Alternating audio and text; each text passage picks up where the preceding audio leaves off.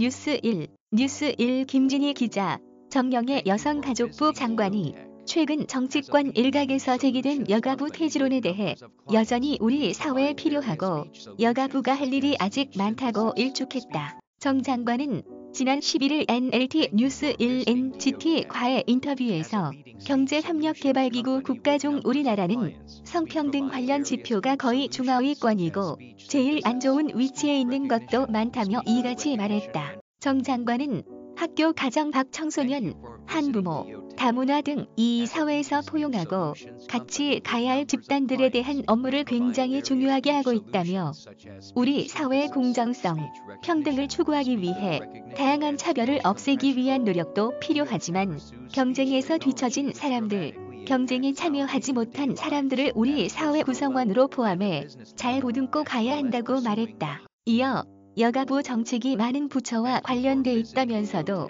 다른 부처의 업무 범위에 들어가지 않는 문제를 발굴하고 개선해 나가면서 사회 지속 가능성과 안정성을 높여가는 게 여가부의 역할이라고 강조했다. 이를 위해 정 장관은 여가부의 기능과 조직이 더 강화돼야 한다고 역설했다. 여가부의 기능과 권한이 더 커져서 조직, 예산 부분이 늘어나면 다른 부처와의 업무도 인센티브를 통해 더 호응하게 할 수 있다는 설명이다. 뉴스1 정 장관은 최근 개정된 성폭력 방지법과 양성평등기본법을 예로 들며 공공부문 내 성폭력 성희롱 사건이 발생하면 여가부로 통보하고 재발방지 대책 제출 의무화, 현장 점검 실시, 시종 보완 요구 근거 등 성희롱 성폭력 대응 체계를 강화하는 등의 제도적 기반은 마련됐으나 실행 기반도 함께 확보될 필요가 있다고 말했다. 조직을 강화해 여가부의 현재 업무를 적극적으로 추진하고 국민이 정책 효과를 실질적으로 체감할 수 있도록 해야 한다는 것이다.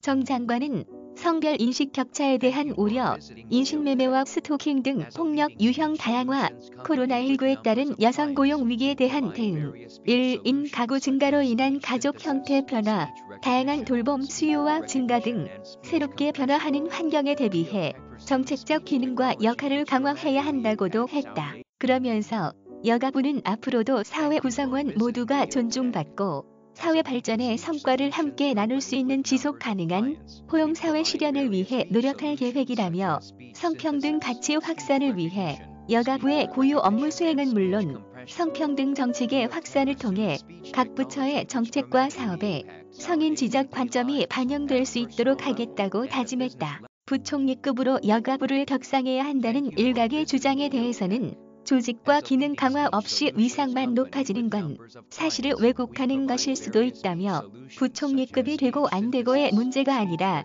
실질적으로 여가부 업무가 될 수 있도록 해야 한다고 소신을 밝혔다.